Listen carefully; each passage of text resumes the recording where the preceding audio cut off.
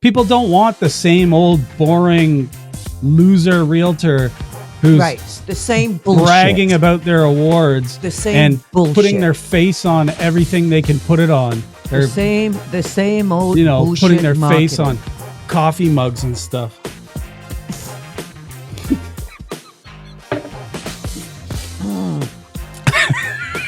Fuck, I think that went down my nose.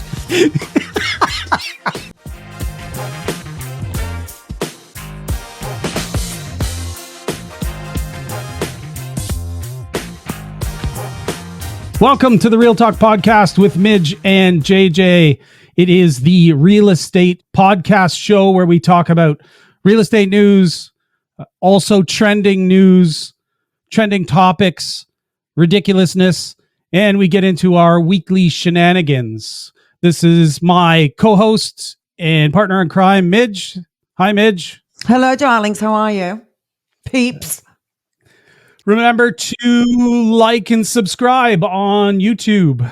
We need it. We need the likes and the subscribes. You can follow us on all of our social media platforms at Midge and JJ. It'll pop up on the screen here. Today, we are talking about the pros and cons of buying a fixer-upper. Should you or shouldn't you? What are you getting into? Why you should, why you shouldn't. First of all, we're going to start with some headlines. The what's happening buzz. The fish wrap. The fish wrap. It's fish wrap section. Real estate news first. I'm reading that confidence is coming back into the real estate market. There was an article here that popped up with some lady. Let me find her here. Some lady? Yeah. Callie Heaps, president and CEO of Heaps Estrin. I don't know what that is. She joined Bloomberg to discuss Toronto's real estate market.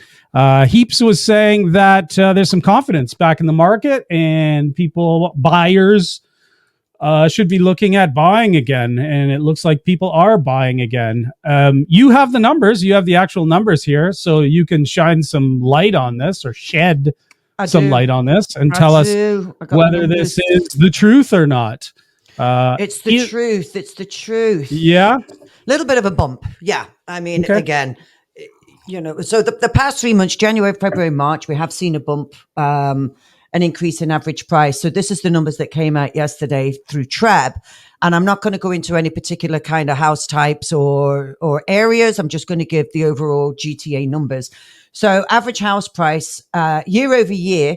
So 2023, March 2023, average house price, 1,108,606. But average price in March 2022, 1.298. So we're still 14.6% down. But here's what everyone's getting all excited about. If we look at that same number for January average price was 1,038,000. February's average price was 1,095,000, so a little bit of an increase there. And then March's average house price was 1.108. So it has trended up over the past 3 months, first quarter in this year. So on average, we're up about $13,000 from February to March, basically, for the average sale price. So this is the average sale price. This isn't for, specific housing types. This is just all houses. This is all blanket. Together. This is all blanket. If I could find my calculator on this mess of a desk I have. Well, you said 1,095,000 and 1,108,000. It's about $13,000 difference. Yeah. So not too much. Nah, if you start to go into different areas took a bigger jump. Like Durham County, they took a decent jump. Like they took a really good jump. When we did our top 10 real estate markets, there was, 3 different, like Ajax was in there, Oshawa, and Whitby. 3 Durham region places are top searched in the top 10 in Ontario. Yeah. So I can see why people are buying there. What's what did the sales numbers do? How many sales in February versus the number of sales in March? So we're so okay. So I can give you year over year first. Yep. So March 2023 sales was 6,896. In 2022 it was 10,862. So that's 35% down year over year. But if I go back to February of this year, February sales, we had 4783. So we're up on sales as well. So there's more movement out there. Definitely more buyer movement out there. Good. So we're seeing movement. We're seeing an increase in price in the market. We're seeing it trend up. Yeah, sure. The interest rates have been held. So, we're getting some more confidence in the market and buyers are coming back to the table, sounds like. Yeah. I mean, it's positive movement. I don't think it's positive as far as house prices going up again, because again, it just forces out so many buyers again, right? So positive movement, not necessarily a positive thing. Explain your side of that. Why do you say not necessarily a positive thing? So everybody knows. Because once the prices start trending upwards again, the affordability goes away, right? So there's a lot of, but they just can't afford it. So it keeps us in that stalemate area, right? It keeps us still at a very flat market. And let's be honest, house prices here in the GTA are just so inflated in price anyway. Like we can't afford for these numbers to be going up again. Was that a question? We just can't. What? The numbers are inflated anyways? Anyway. That's without an explanation point on the end of it. All right. Anything else you can tell us about the numbers? Like, well, what the fuck do you want to know? Oh, maybe there's something else you wanted to throw in there. You're the guru. So we've still got sellers out there that are on cloud nine and think they're going to be getting prices that that they purchased for back in 2021. I'm actually dealing with a lot of assignment sales right now. So I have a client that's interested in assignment. Oh boy, woo! And for those who don't know, for me, I got a lot of Muppets. Yeah, I bet. For those who don't know, an assignment, there's a few different types of assignment. The ones that Midge is currently dealing with are new construction assignments where somebody agreed to buy the property and maybe they can't afford to buy it now. It's not always the case, but they have decided to try and assign their contract to somebody else. The house isn't finished being built yet. It's still in the process of being built. They want to unload that before they got to take the mortgage out on it. Yeah, and then there's the assignments like I do, where I buy properties and I assign it to an investor to fix and flip, which is what we're talking about later today is should you get a fixer-upper? Yeah. Pros and cons, a lot of pros and cons in that. Yeah. We got more real estate news here. One that popped up that I thought was pretty interesting is these two realtors out of London who are working for an unnamed company. They won't say who the company is, but they were fired because of their campaign of you could do worse than us, basically, which I think is a great idea. They're thinking outside of the box. Now they've been picked up by another brokerage who thinks it's great. And look at all the publicity they're getting now. But we don't know why they were fired, do we? Personal differences or professional differences is all that was said. And I guess, I read an article where there's I can't remember what the guy's name was, but he didn't like the fact that they weren't professional, is what he was saying. He's big on professionalism in the industry. So not a place for me, not a brokerage for me to go work at. I know, like this is the thing. Like if you want to, and these guys say in here, they didn't want to be the typical realtor who's on the billboard with their arms crossed saying. So just the billboard picture though was a picture of those two like from high school. You could do worse is their campaign. Yeah, and look we're talking about it. We're talking about it. They're getting publicity. People are noticing them. I think it's a great idea. I think it's funny. The other thing they have is 0 awards won. No fine print to read. That's good. That's good because all this bullshit that you see, and you know what? And you got to tip your hat to these guys because they are thinking outside the box. Different gets noticed. Yeah. Right? And so when you are, with all the social media marketing I do, I just try and come out as myself. I cannot be this, hi, use me, I'm fabulous. I'm top 1% with Remax, Canada-wide. Yeah, everybody's got that. Who gives the fuck? Right? Who cares? I'd like to thank my clients for this award. I got a stack of them on my shelf over here. Yeah. They collect dust. I couldn't give two shits about them, to be honest with you. And you know what? And nor do your clients. It means nothing. It means nothing. So good for these guys. Yeah. Good for these guys. So Tristan, Squire-Smith, and Johnny Hewedine. Hope I'm saying those names right. They were let go in December, citing professional differences from their termination letter is what their brokerage told them. And these guys doubled down. They doubled down on it. Another brokerage picked them up right away. They thought it was great.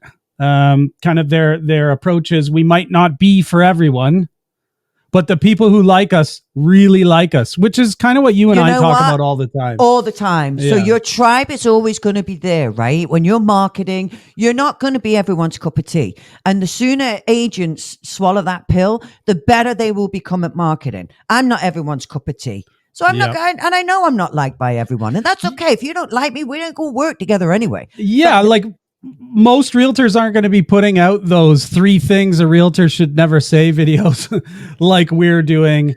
No one's going to get creative with their listing videos like you do. No. And here's the guy, Randy Pulowski, past president of London St. Thomas Association of Realtors.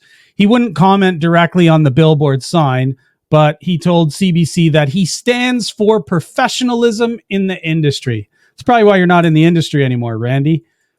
Things have changed.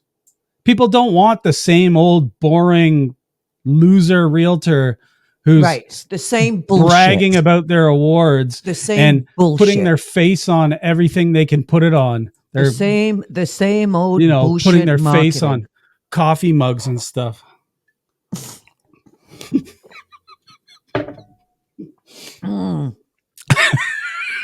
Fuck, I think that went down my nose.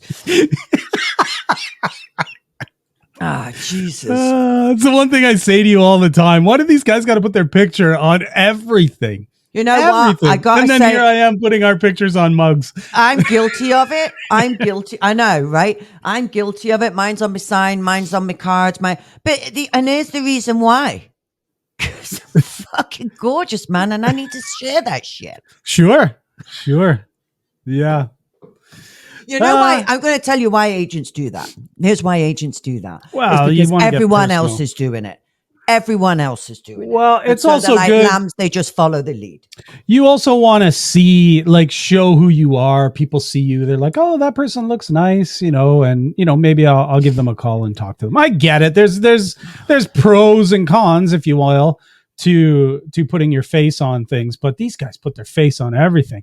And those freaking listing tours where they can't get out of the goddamn background of the video constantly. We're going to do one of them where we totally mock them. Magician hands all over the house. Get out of the way. People want to see the house. They don't care about looking at you.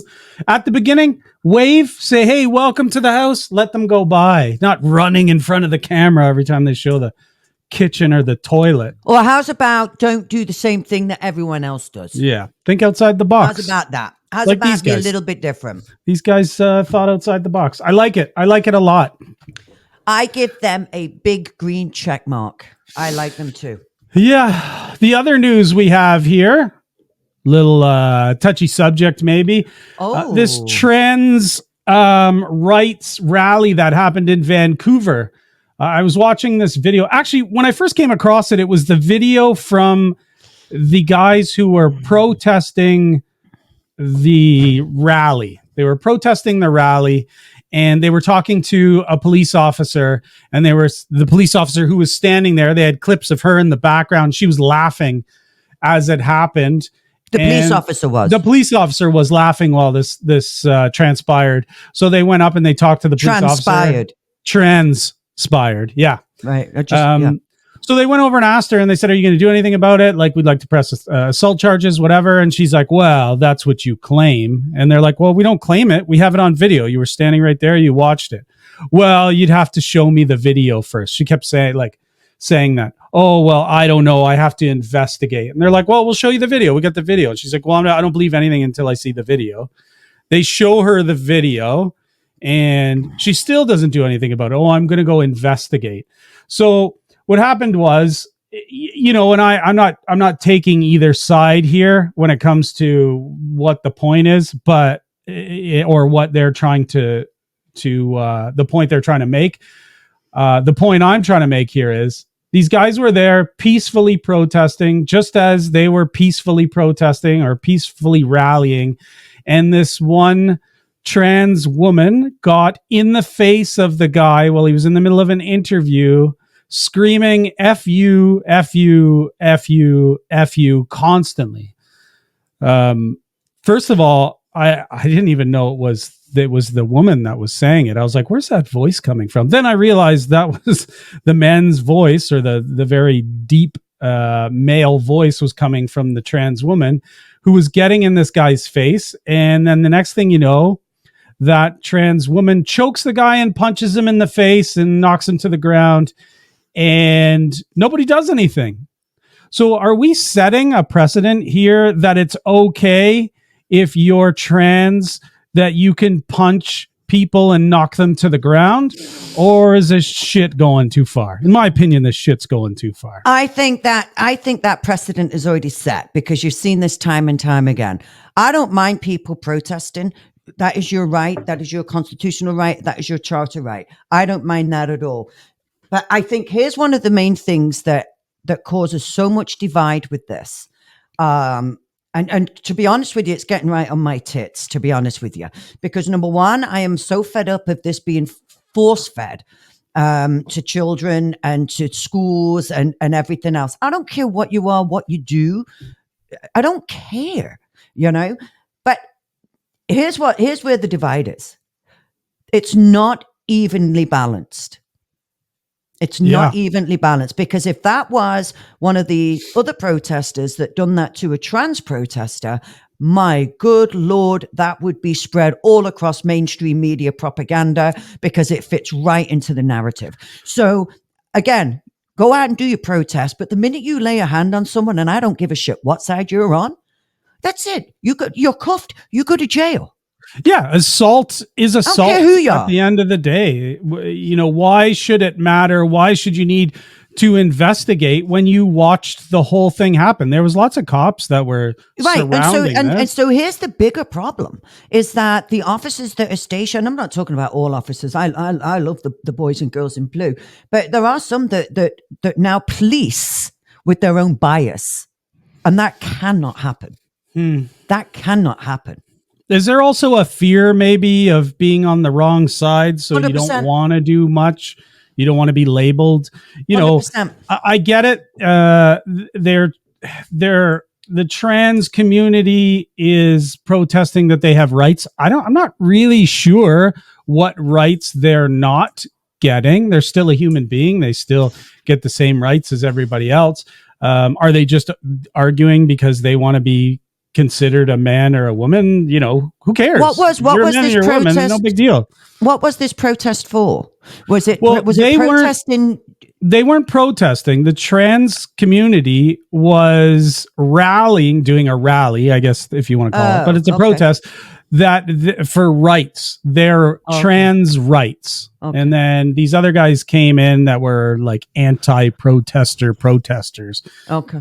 And, nobody came in there swinging or fighting or whatever. It was just, they didn't like that person there. Well, they have just as every right as you do to be there, regardless of what side you're on. And who cares what side you're on? But the assault is the problem. If you assault somebody and it's on camera and there's witnesses and there's police officers there to see the whole thing happen, handcuffs, jail right away. It doesn't matter. It shouldn't be, oh, well, let's investigate and see what we can find out. You saw it happen. Stop being a fucking idiot. I agree. It's a double standard. And that's been evident for a long, long time now. With everything is so politicized, everything is so polarized. People are afraid to go, to do their job, in case of being transphobic, fatphobic, racist, xenophobic, all the phobics, getting cancer. You can't say shit now. Without a fear of being cancelled. You can't do it. You're going to be cancelled. You're destroyed, But I actually think that's starting to come full circle because people have had enough of this bullshit. I agree. Yep. They've had enough. So it's like, you know what? Do what you got to do. And the more you say, okay, you can just fuck off. I'm not bothered. That needs to be a little bit more because it's only if you're concerned about it where they really go after you, right? I mean, people have been cancelled and lost their jobs, lost their livelihoods. And it's not good. It's not good because that is, stamping on free speech. You can't have an opinion now, right? Yeah, well, let's be honest. Discrimination is still out there. It's still in the world. It's not going away. And I'm not 100%. talking about discrimination against like the LGBTQ community. There's discrimination against races and colors and ethnicities and everything. And that, maybe if you want to call it fear that people have, that translates into discrimination is out there. It's not going away. People discriminate against people of color or race all the time or where they're from. It happens on a regular basis. So yeah, 100%. Unfortunately, you're going to get subject to it. Is that something that we should have to deal with? No, definitely not. But, you're no different than anybody else. Let's be honest.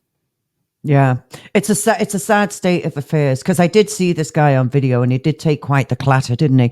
So, yeah. I mean, so let's be honest, that transgender woman, she had quite the left hook on her. Yeah, I was reading the comments on it, and then one of the first comments was this woman who said, this is why I'm afraid to allow my 13-year-old girl go into a change room or a washroom with somebody like this transgendered woman, because they're still have the aggressiveness. And people were chiming in and saying this is a rapist's dream to be able to say I'm a woman and I can go and use that female's washroom or the women's washroom. So the women's rights are being taken away at 100%. This point. Yeah, 100%.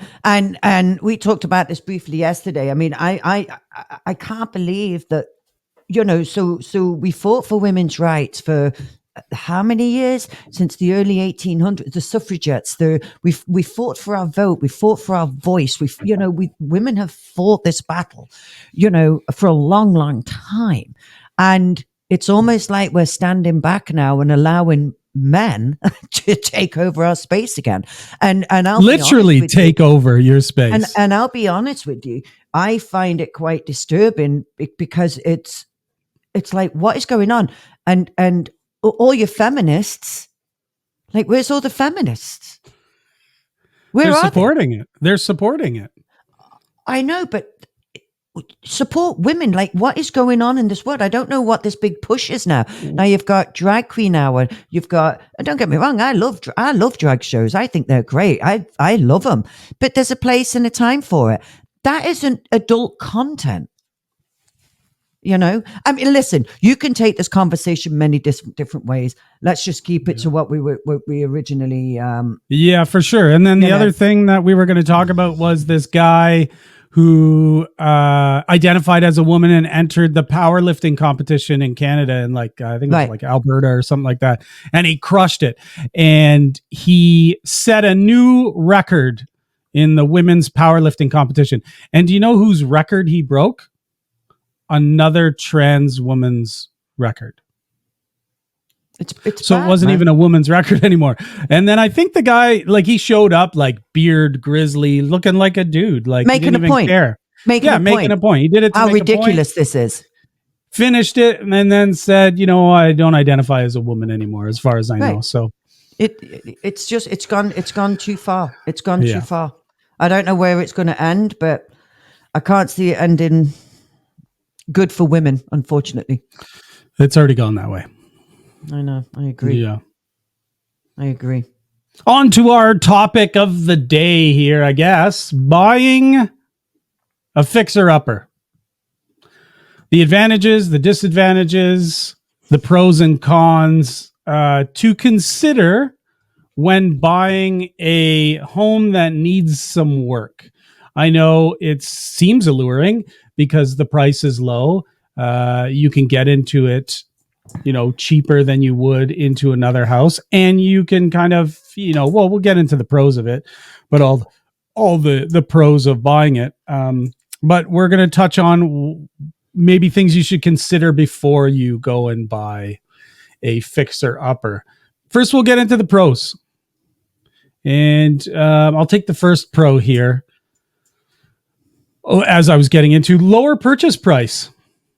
Fixer-upper homes come with a lower asking price, which makes them attractive. It's attractive because you're not paying the hyped up price for a house, and your money can be spent in places where you want it to be spent, which would lead into number 2.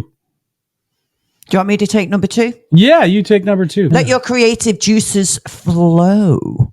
So when you're buying a fixer-upper, it gives you the opportunity to customize this space, the exact preferences and needs for today's market, like a lot of open concepts. So you rip that down and you can customize that space for what today's buyer is looking for. Are they looking for more of a closed space, or is it open concept? That it gives you the ability to do that.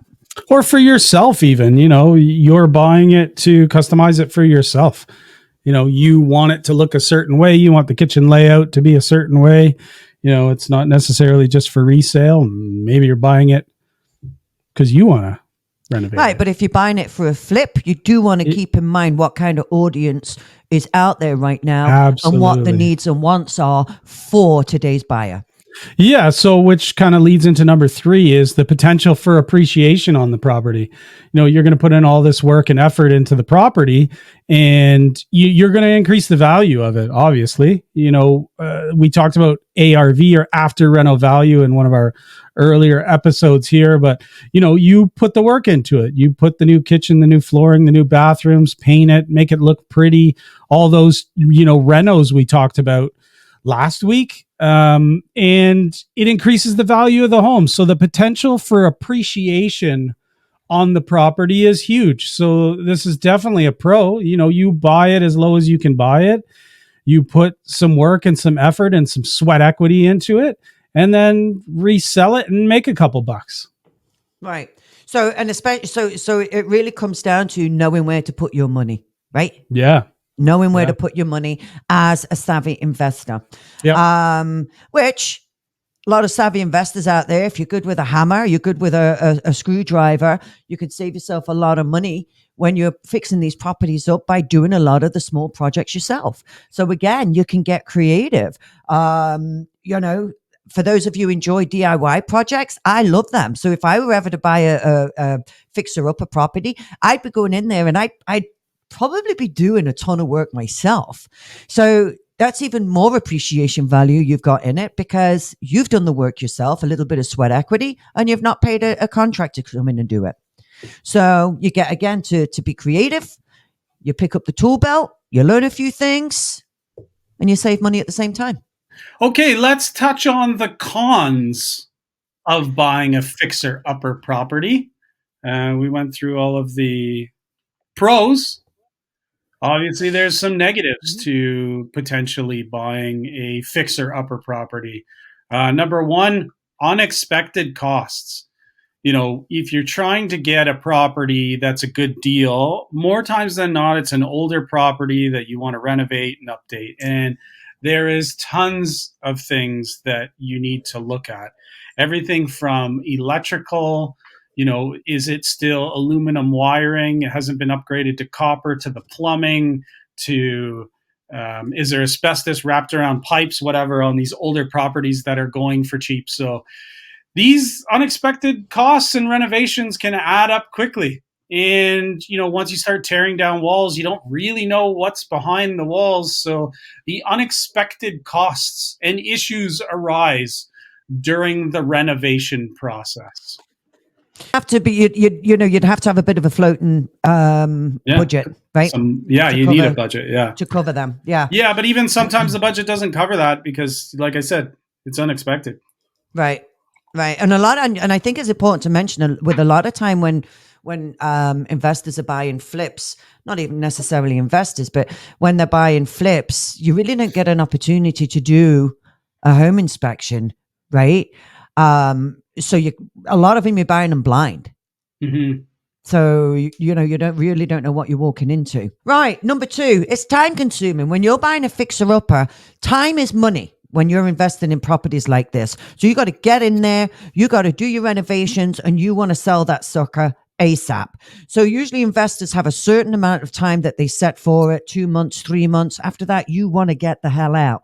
Now, you want to get it on the market and get it sold. So it's time consuming, right? So if you don't have a plan, as soon as you're getting into this fixer upper, a lot of investors that go into these fixer uppers and they have a copy and paste format that from their contracting group that they use for the last one. They go on in, they know what kitchen, they know what floor, and it's just copy and paste for each project that they purchase. Usually keep that property for 2 to 3 months. You want it done and dusted, back out on the market, ready for sale. When you're purchasing these fixer-uppers, time is money. The longer you hold on to it, the more money and overhead is costing you. Yeah, and speaking of money, the next one is difficulty in securing financing. Sometimes lenders especially now don't really want to lend out money on a property that they don't know much about, and it needs to be a fixer-upper. So they're hesitant. They're hesitant to lend out money on this. It's a higher risk for them. So, the banks aren't looking for high risk opportunities. So, this in turn turns people to B lenders, C lenders, private lenders, and the interest rates are a lot higher. So, to go back to the last one, the time is money. If you're paying high interest rates on your loan and you're trying to get this property out of your hands quickly, you want to get it out quickly. You don't want to be paying this high interest rates, 8, 10, 12% a month while you slowly renovate this property. You want to get it done and get rid of this thing quickly. Right. And especially now, like in today's market, especially where lenders are really tightening up on lending practices. Right, even more so.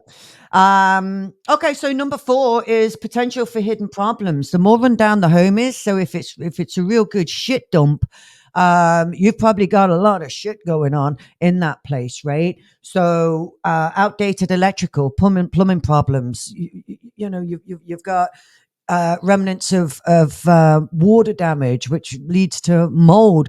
There could be a plethora of issues going on with that home. You got to be prepared for that.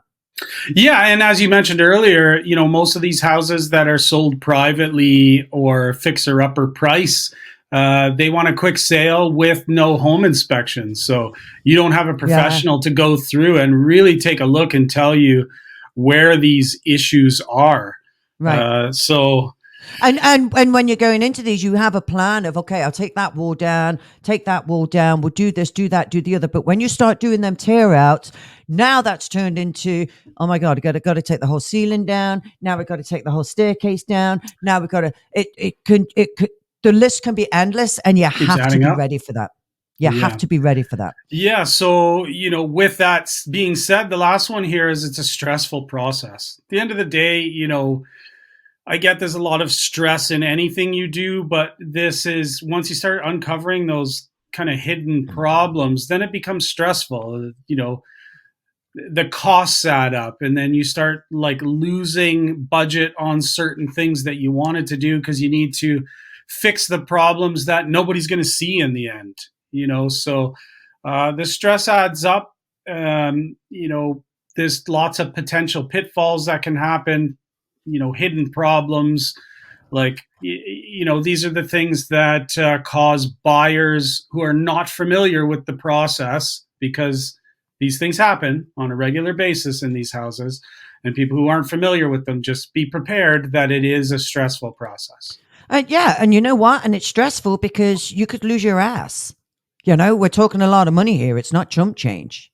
You know, so it's very important that if you are looking to, to purchase a flip, that you work your numbers. Now is not the time to go into anything willy nilly. Now is the time where you've really got to scrutinize your numbers like a bomb disposal expert, and nail it down as much as possible. How much is it costing you to borrow money to purchase this? How much is that costing you per month? What if you don't sell? You've got to have a contingency plan if it's left sitting on the market for 2 months longer than you thought it was going to be, because that's going to cost you money. At the end of the day, do you have a contingency plan? If you've got to keep onto it, what's the rent roll going to be on that? Is it going to cover your monthly costs? So it's not something to go into lightly. You've really got to sit, put this out on paper, talk with your mortgage broker, talk with your lender, and really plan this out meticulously, because this market could be left holding your ass. Ultimately, buying a fixer-upper can be very profitable for you, and it can be a great experience and can make you a lot of money. Just make sure you work out your numbers, as Midge said. Be prepared for all of the negatives that come with it and the stress that comes with it. But know that if you're either buying it, number one, for yourself to customize it for your own living, or you're buying it to fix it, renovate it, and resell it, that there is lots of potential there in buying a fixer-upper. So my advice would be, that's great. And my advice would be, talk to someone that's done it before. Yeah, absolutely. Talk to someone that's done it before and feed off their knowledge. Yeah, call us. Talk to us. There you go. I wasn't going to be that blatant, but you're a dirty plug whore, and I like it. Good cop, bad cop. Dirty plug whore. A dirty plug whore. Yeah. All right. That is the pros and cons of buying a fixer-upper. That kind of went fast, didn't it? Yeah, it went really fast. If you have questions, reach out. Reach out to us. Check us out. I'm selling properties that need to be fixed up at the end of the day. Yeah, like if you're looking for a fixer-upper, then JJ is the one to do it. He's got a nose on him like a fucking beagle. He sniffs them out. I don't know where he gets them. Okay. I got a game for you today. Oh, this podcast went pretty quick, didn't it? It did go pretty quick. Even though we rambled on about the news stuff a little bit, we ripped through the pros and cons of buying a fixer-upper. But it's better. I don't want people to have to try and sit through an hour and 12 minutes of our horse podcast. Shit. I know. Yeah, just us rambling. So last week I was eating peanuts for last week's show, and it's normally jelly beans. So one of our listeners, Danielle, love you, baby. Shout out, love you, baby. She says, I tried to count how many jelly beans you were eating through the show. And when I told her it was actually peanuts, broke her heart, because she buys me my jelly beans too. Maybe we should do that. I don't know. Did you count how many jelly beans you got in that dish? No. Have a guess how many jelly beans Midge consumes in a podcast, and then we have a prize for somebody. Do you want me to count them? Yeah, count them out, and then we'll see. We'll do a little contest to see if someone can figure out how many jelly beans Midge actually consumed during the podcast. Closest number wins. Winner, jelly bean dinner. 17. Okay. So speaking of games and prizes, I got a game for you this week. It's going to start easy. I think some of these actors, it's guess the actor. I'm going to show you a picture of them. I sent Midge a PDF that I put together of all these actors, and we're just going to go through them one by one to see if she can name them. Does it count how many jelly beans I give my dogs? No, it's what you eat, what you have eaten. All right, you got your PDF pulled up there? No, I do now. All right. Hi, baby. Like I said, starts easy. You should be able to get all of line 1. That should set the stage for Oh my God, this is like an eye exam. Okay, number 1. Who is number 1? Denzel Washington. Yeah, Love him. okay. One of my favorites. All right, okay. All right. All right. Easy one. Number 2. Julia Roberts. That lovely lady. Yes, Julia Roberts in 3. Well, 2. 2 of my favorite movies of all time, the Ocean's Her name trilogy. Is, number 3. I'm getting there. I knew this might stump Lucy you. Liu. Lucy Liu, you got it. I'm surprised. Okay. Good for you. Lucy Liu. I haven't seen her in much lately. She was in some kind of like, I feel like some hospital show or something like that recently. Number 4. Nicole Kidman. Okay. That is Nicole Kidman. Australian actor. Isn't she from Australia? She's from Down Under, yep. Yeah. Drinks Foster's. Number 5. Pina. Last name is Pina. Correct. A, B, C, D, E, F, G, H, I, K, O, P, Q, U, R, S, T, U, V. Very common name. Very common first name. A, B, C. Michael Pina. Yeah, that's it. Correct. Number 6. Oh, number 6. This is where I thought you might get stumped a little bit. Great actor. I wish he was in more stuff. I like this guy a lot. I know his face. Yeah, I knew you would. But the name is what the game is. I don't know. Sam Rockwell. Oh, Sam. Yes. Bella. Yes. Don't eat me plant. Sam Rockwell. Great actor. Number 7. This guy, personally, I always get stumped thinking of his first name, last name. Something Hewitt. No. Hewitt. Close, but it's not Hewitt. Hewitt. No. I know he's got 3 names. He does have 3 names. This is why I usually get stumped. Just like you, thinking, what the heck is it? Like, I don't know. I'd never get it. I'd never get it. Joseph Gordon-Levitt. Levitt. That's close with Hewitt. Super close. Should give me a mulligan for that. No. Number 8, pretty easy. Wow. Wow.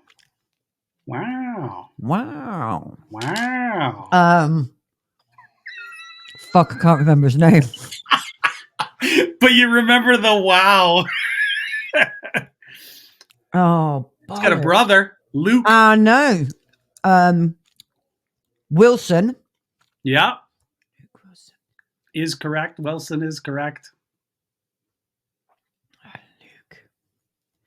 A, B, C, D, E. Oh, what is his name? You just said the letter that it starts with. A. No, D, when you were in Owen. Owen, there you go. Owen Wilson. Owen Wilson. Number 9 should be pretty easy. I know all these, but I can't remember the names. Why can't I'm getting old, man. Like he's a fellow British actor. I know he is. Amazing actor who's been in tons of awesome stuff. Batman. He was also one movie I love. It's like him, Casey Affleck, and Woody Harrelson, and it's called Out of the Furnace. What a great movie. Have you seen that one? Beale. No. Christian Bale. Christian Bale. There you go. Oh my God, I know it. Yeah. I know. That's why I was thinking, like, you're going to know who they are, but you might get stuck on the names. Number 10. Jodie Foster. Easy one. Number 11. This one you might not know. You might not even know who he is by looking at him. No, I don't. Timothy Olyphant. Oh, Olyphant. I loved him. Yeah. He's got an I think he's such an underrated actor. He's got an OnlyFans. Has he? Did you get his meat and veg out? His last name's Olyphant. Yeah. Has he really? No. Oh. Number 12, Canadian. I like this guy too. I love He's him. hilarious. Arnett. Yes. Lego Batman.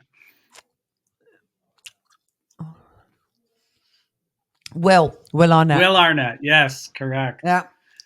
Number 13. Oh, he's my he's one of my favorites too. He's in a lot of the Guy Ritchie movies. Yeah. Oh God, I can't remember his name. Very, very basic name. Oh fuck. And you know what? And it flashes over my eyes, but it goes so fast I can't capture it. You're thinking of the titles? No, his name. Oh. No, it just came again and just gone. In and out. It's one of my visions. Give me a guess. Give me the beginning of his first name. What do you mean the beginning? Like the First letter? First letter. V. That didn't help at all. Hang on. How many V names start with the V? Vinnie Jones. Vinnie Jones. There it I is. know that. Number 14. I know her first name's Zoe. Zoe, yeah. I don't know the last name. Saldana. Oh, never got that. Yeah, she's Avatar. She's in the Avengers. Yeah, okay. Okay, let's get to 15. Guardians of the Galaxy. Let's get to 15. I wish 15. Number 15's an easy one. I wish 15 had a OnlyFans page. I'd be all over that shit. OnlyFans? Matthew McConaughey. McConaughey. That's right. Matthew McConaughey. Number 16. I've watched this movie that she's in multiple times. Molly's Game. Yeah. Oh, that hurts. Jessica Chastain. Jessica Chastain, easy one. Easy one. I didn't think you'd get that one so easy. Number 17. Another great actor who's in a lot of stuff. Love this guy. And I know his name. He was just in that, what's that one where he's in prison? Great. It was a great series, yeah. Oh, yeah. I can't remember what it's called. Oh, what's his name? Can I get a clue, Alex? For what's the first? Sure, letter? Clue. He was in The Devil Wears Prada. No, give me the first letter of his first name. S. Stanley Tucci. Yeah, there you go, Stanley Tucci. Number 18 here. We're almost at the end. Eric Roberts. Yeah, I was gonna say, is he? What's the relation to Julia? Their brother and sister, or their cousins, or what is it? Is it brother sister? Brother and sister. Brother and sister. Yeah. Okay. Yeah. I had to throw him in there because she was in there. Another great actor. Neat info about this. Do you know that Eric Roberts, apart from like guys who are in like Bollywood movies or like Jackie Chan, who's in a lot of Chinese movies, he is the actor who's been in the most amount of movies. Can you guess how many movies he's actually been in? Really? Yeah. More than Nick Cage? Way more than Nick Cage. And it's not even close. Like, you think Samuel L. Jackson has been in a ton of movies. I don't know. Like, I don't know. I wouldn't even know. It's like 455 or something. He's like a C actor. He's been in everything. I didn't realize he's been in so many movies. Number 19. Love this guy as well. Love him. He's in a lot of good stuff. Oh, I love him. I love his acting.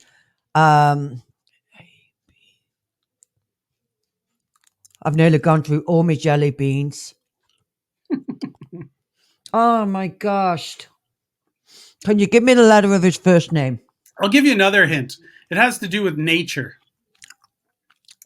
Willow. No. Can I have the first letter of his first name, please? F. Bella. But Forrest Whitaker. there you go, Forrest Whitaker. And the last one, Don't I like know. this guy. He's Don't know funny him. as hell. Don't know 20. You don't know him even to see him? No. Nothing. Fuck all. Bill? Not a sausage. Bill Hader.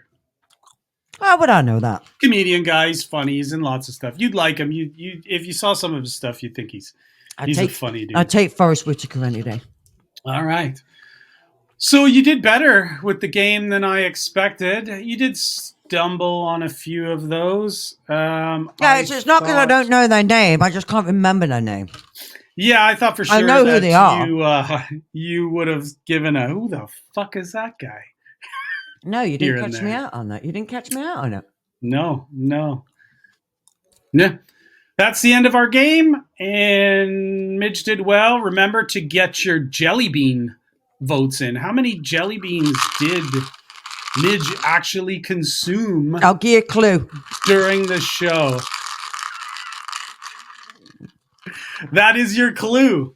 Remember to check us out on all our social platforms at Midge and JJ. Remember to like and subscribe on YouTube. Check us out on Spotify. You can listen to us on the way or on the way home from work. That is it for the day. Thanks for tuning in, and check us out next week. That's it. Have a good day.